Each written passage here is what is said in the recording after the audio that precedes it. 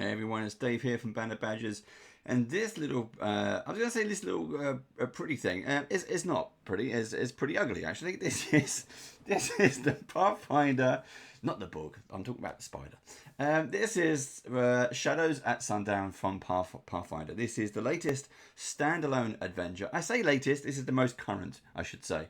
This was released in May 2023. And I picked this up at a local game store. It is now August 2023 as I'm making this video.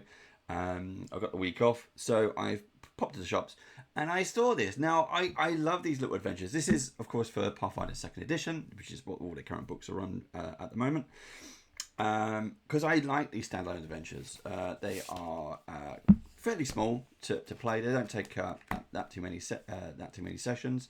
Whether you're live streaming or around the table, whichever you want to do, these things are great. Now the price of this, if you was to buy directly from Paizo, is $24.99. You can also, if you're not interested, I love the physical books. I hate PDFs. For those of you who know who have watched Badgers before, you know I hate PDFs. But for those of you who do like PDFs, Paizo also sells directly. If you go to paizo.com, they have a shop. You'll find it on the main navigation. It's really easy to find.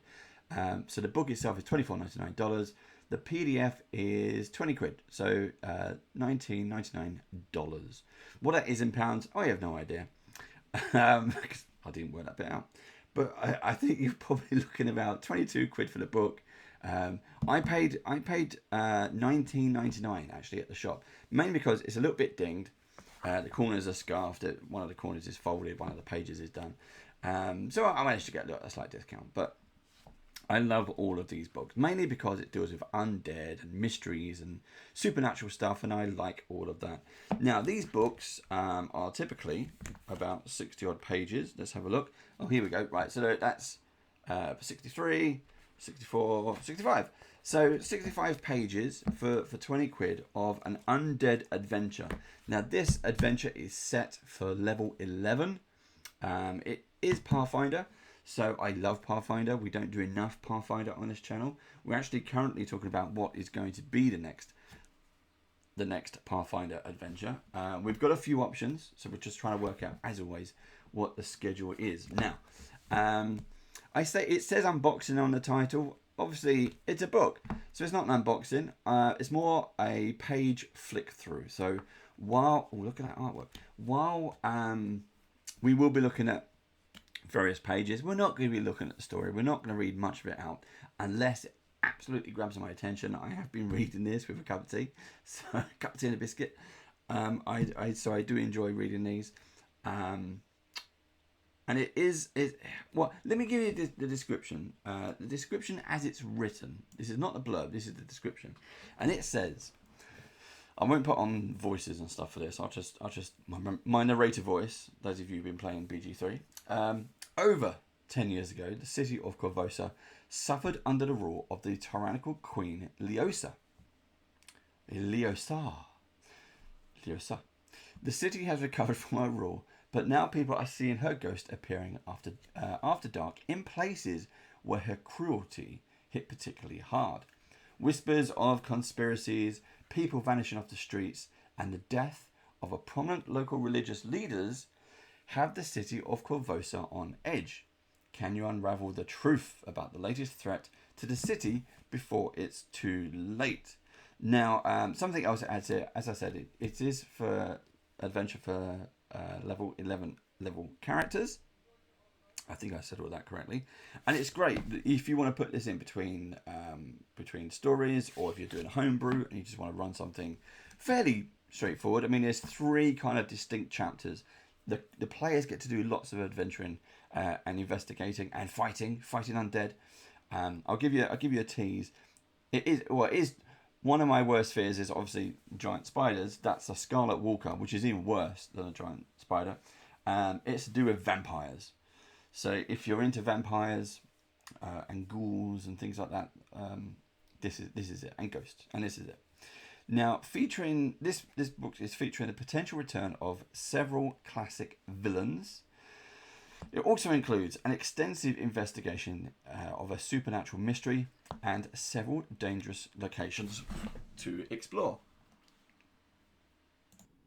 So, as well as several dangerous locations to explore, it also gives you, obviously the players, a chance to save the city of Korvosa from some of its most notorious dangers, or, as all the GMs like to hear, the chance for the heroes to see their final sunset. Now, what can be better than that?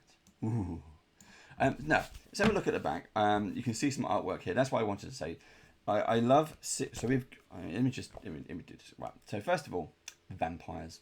Brilliant. Fantastic. There's Hursk there, or Hursk, one of the icon Pathfinder heroes. We also have the Paladin, which I think is Seela. I think I pronounced that right, Seela. She's epic. We've painted her on a Great British Brush-Off, actually, because it's the shield that I always remember. It's this bright white shield with this red symbol on the front. It's great. That's a Scarlet Walker. And we're going to have just a kind of a flick through, but let me read the back on here. As you can tell, these are as haphazard as always. So this is a standalone adventure, not an adventure path. This isn't book 1 of 3 or 6. That's it. One book, one story, one book. Now, fear the setting of the sun. It has been well over a decade since Queen Leosa was defeated. But the city of Korvosa still fears the evil tyrant's legacy.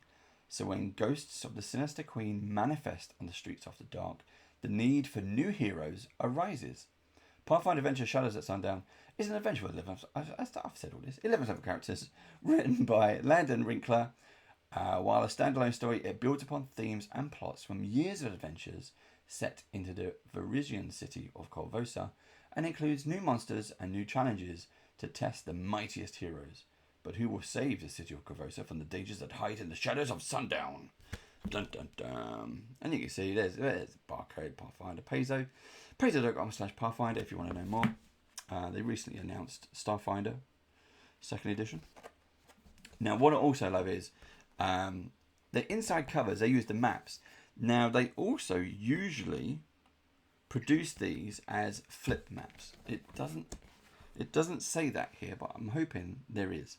So we get two of the maps from two locations. These are GM maps. There are more maps in the book, but let's have a kind of a flick through. Let's see. Here we go. Landon Winkler, James Jacobs, Mark Sifter. Yep. Cover artist Setuan Lee. Who else we got? Cartographer Robert Lazzaretti. So just a shout out to the team. Well done.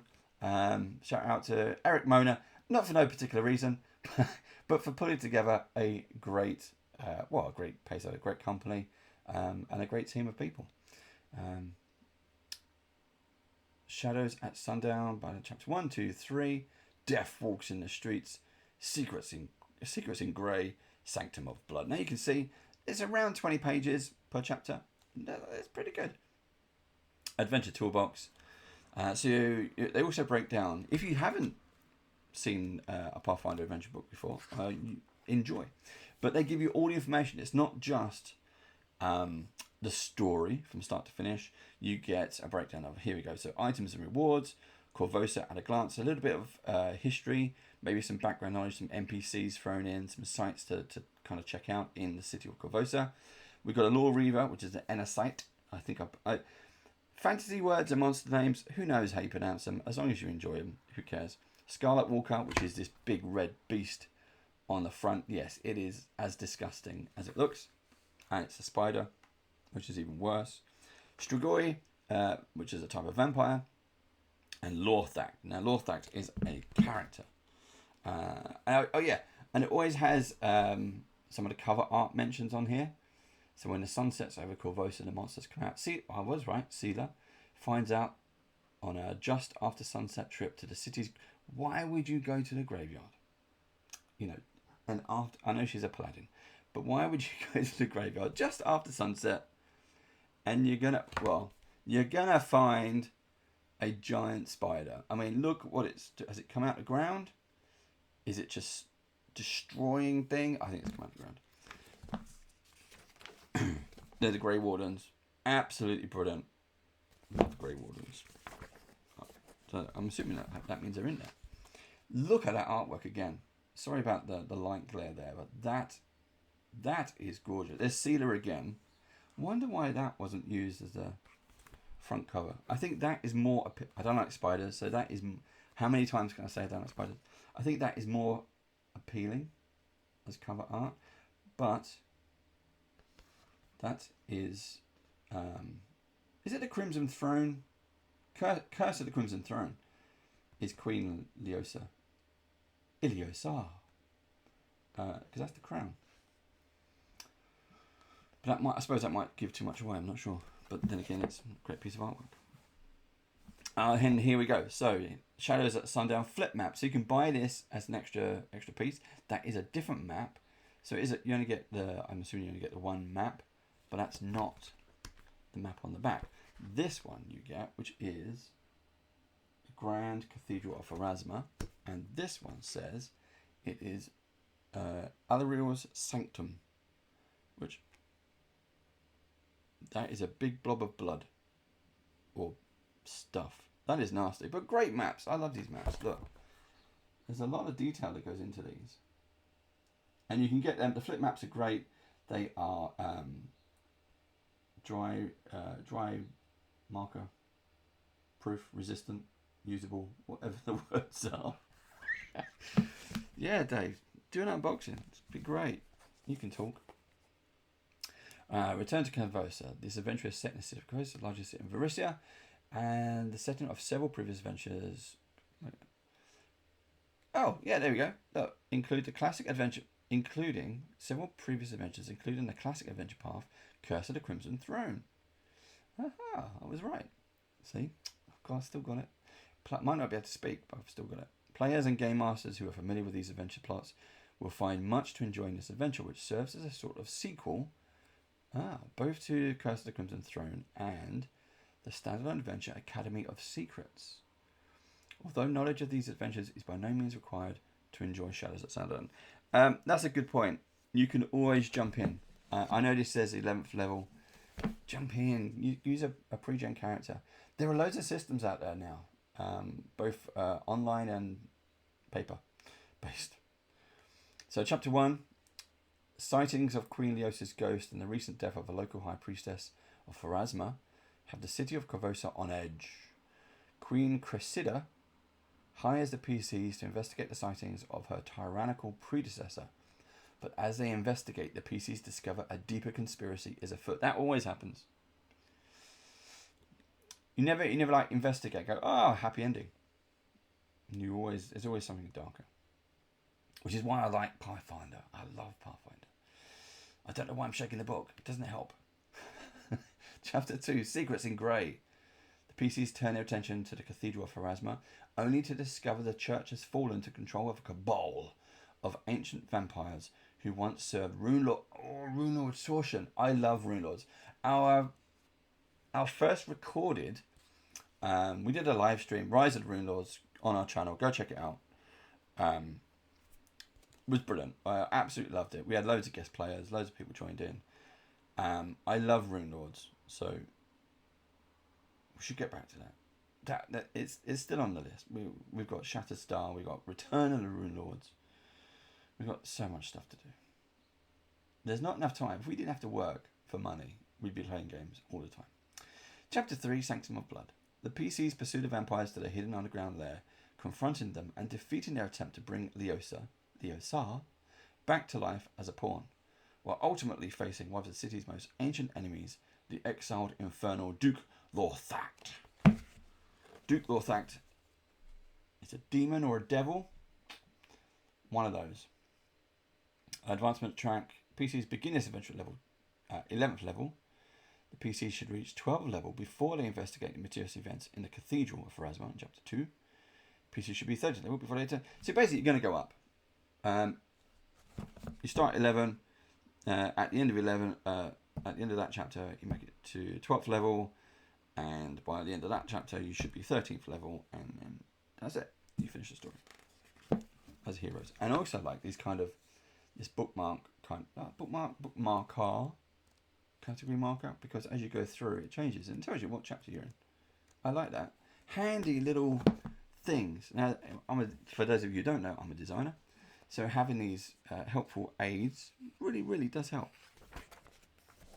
They're nicely laid out and everything. There's the artwork we had on the back. Hursk or Harsk. Can't never remember his name. I'm not going to read through it. You can see. Well, probably you can't see because it's small text, small print. Queen Cressida. Yeah. And as usual, if you're more familiar with Dungeons and Dragons, it has the breakdown. So here's all the information for you, the GM.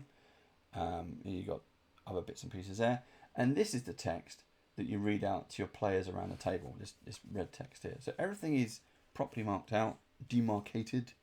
You got some extra information here, which you can always use. Beginning investigation, attention points. So it does work out.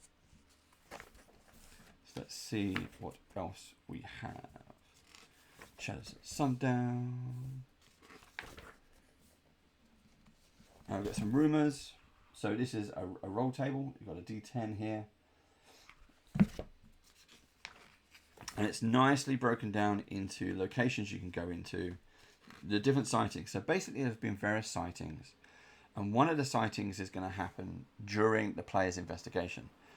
But it also means that while you investigate each of these sightings, you go to the you find the witnesses.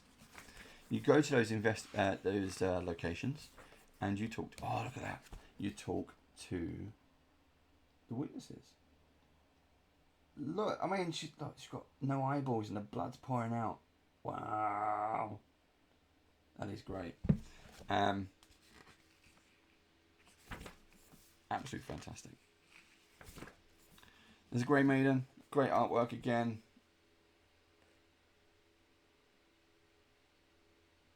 Some of the best NPC type of characters there. I haven't yet had a player who's played as a Grey Warden, but I would like that. I would like to see that one day. Might have to somehow encourage that, I think. So there you go. Each chapter has like an introduction artwork. You can see this one is jumping out. It's doing some kind of building. I'd imagine it was the church, isn't it? The cathedral. That looks like a very nice crypt that she's in. And she's going after the wizard, who's also one of the iconic characters. I can't remember his name. Answers on a postcard. If you've made it this far, thank you very much. I thank you in advance. So again, lots of breakdown information. We're getting into, so we've done the investigation, now we're into kind of chapter 2. Now you're going to have to fight for your lives. Now we've got 2 Strigoi there. We've got Priests of Pharasma. You're up to something in the old abandoned cathedral. That's the one I think was just jumping out. A Vampire Kipira, which was just in that artwork, I think, based on the that head thing. Definitely like an amulet. There's a jewel in that thing. She's hungry. Great artwork. This is what I like about Pathfinder. Dark fantasy, Pathfinder does very well. I'm not a fan of their lighter stuff as such, just me personally. But their artwork, their world of Glorian is amazing, and more. We know D&D has that, but I find that there's more detail in the Pathfinder games, the Pathfinder stories, in comparison. There's the catacombs, so you do get a little dungeon to crawl around. 1 square equals 5 foot, as always, as it should be. But you can make your own. You don't have to use this. You can use whatever you like. If you're playing around a table, I love using miniatures and terrain, physical terrain. When I'm playing online, we might use different software. Look, Ghoul. Again, fantastic artwork.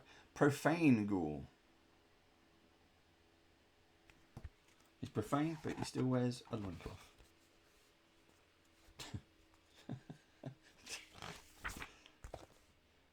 Yanis Zenderholm, if I've pronounced that correctly. Nisi. Acolytes of Pharasma. Oh, look. Ibrik. That is pretty horrifying if that's chasing you. The Rune Lord's Breath. I'm just going to read that out because that's, again, they are written so well. It says written by Landon Winkler. Well done. This is really nicely run. The eastern wall of this room has fallen away to connect the ancient stone chamber to the larger cave beyond. The wall to the west is decorated with a 6-foot tall carving of a beautiful woman's face, her lips parted slightly in a cruel smile. And look, and also magic items of interest, always in italic, easy make you, and so the Wonder of Life. If you go to the Adventure Player's Guide, page 265, you again it just connects you. It's always connecting you. Oh, look at that! That is really nasty.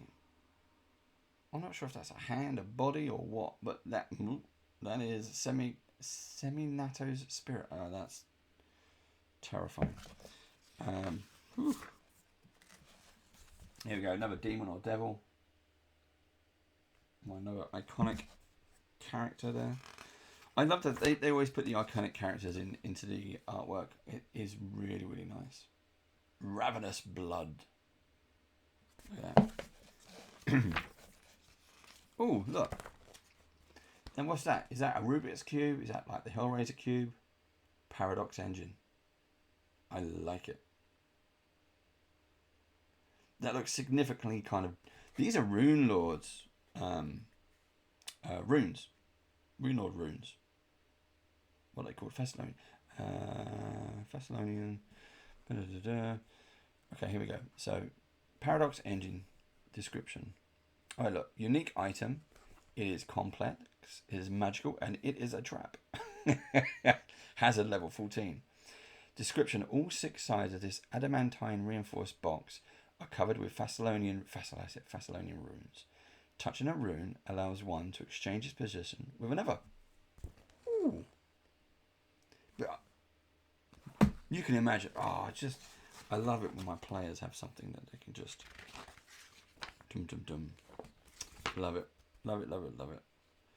Alariel, because we have her map on the back of the page. How many fingers has she got? 1, 2, 3, 4. Oh, they're shadows. I got worried then. Yeah, so this is Alariel's Sanctum. Oh look, that's going to be the cube. I love that. Where do we come from? Right, so C1 is there. I'm assuming that's the entrance.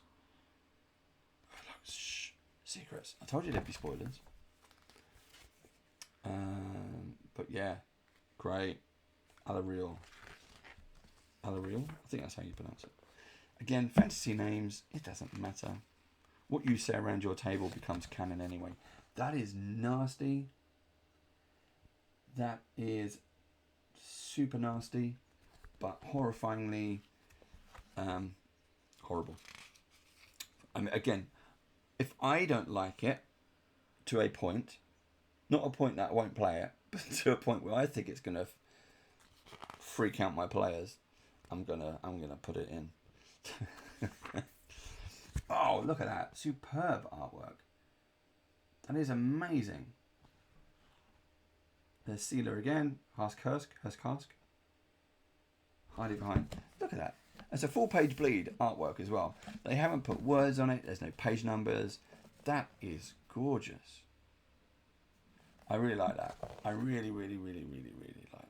That's nice. Now here's some of the magic items I mentioned. So that's the end of the story. That's it. Wasn't too bad, was it? 51 pages in total, look. Well, about 50 pages. So then you get the toolbox. So the last section, we've gone through chapter 1, 2, 3. We're now into the toolbox. There's a handful of pages here just to kind of give you a monster breakdown, magic item breakdown, and anything else they want to tell you.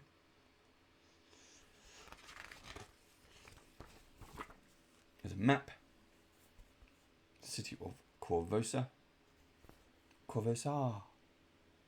I'm going to do that with everything now. I'm stuck. Corvosa.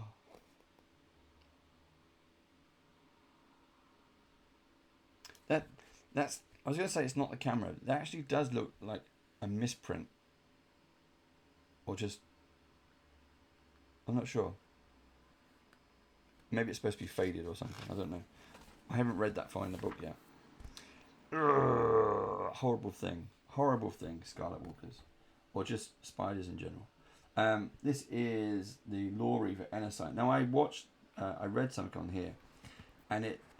This was for those of you who are into, again, D&D, the purple worms and things like that. That's what I thought this was, but it's not. I thought it was like a pale worm or something even more grotesque. But it does say horrible things like this. So this is small. It's a small item, but look. It appears as a 3-foot long, pale, worm-like creature. Okay. Ugh. But then it gets worse. With dozens of half-formed faces growing from its segmented body. And then you have a closer look at the picture. You can see them. I don't know why that one's smiling. No. You shouldn't be smiling. That's horrific.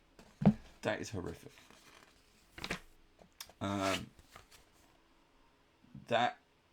There's a Strigoi. I was going to say, looks incredible, apart from the nails, or the talons, or whatever that is. That looks awesome.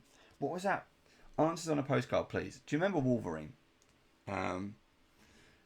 What was the name of the Wolverine's the baddie? She had those long fingernails. Wasn't Stryker? That was one of the general guys. But whoever that is, that's what it reminds me of. Nasty.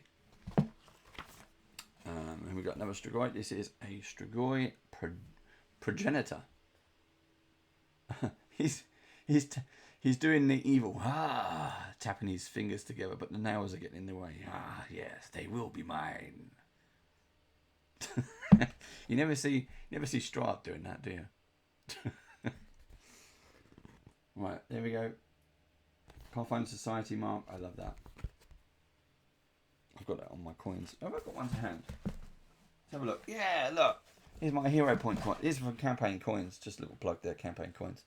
Yeah, these are my the Pathfinder is the hero point coins. But what you can't really see how indented they are. It's not flat print.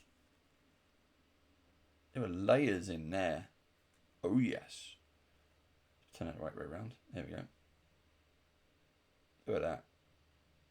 Love it. Anyway, sidetrack. Law fact. Oh, there's the guy from the.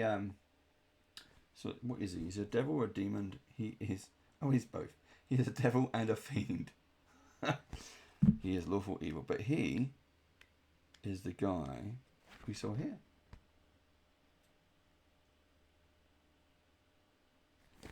Wow. He's got a mean business. He is creature level 16 or encounter. Let's say here you got some like Pathfinder Society history here. Lorthak has used many names, and those who research him might come across references to names besides Veleshnek or Nelos. Lorthak has also been known as the Unraveler, the Dwemer Lake, the Magius, and the Diabolus Mystère. Wow. I gotta say, he's wearing some shoes, but he's not. He has cloven and feet.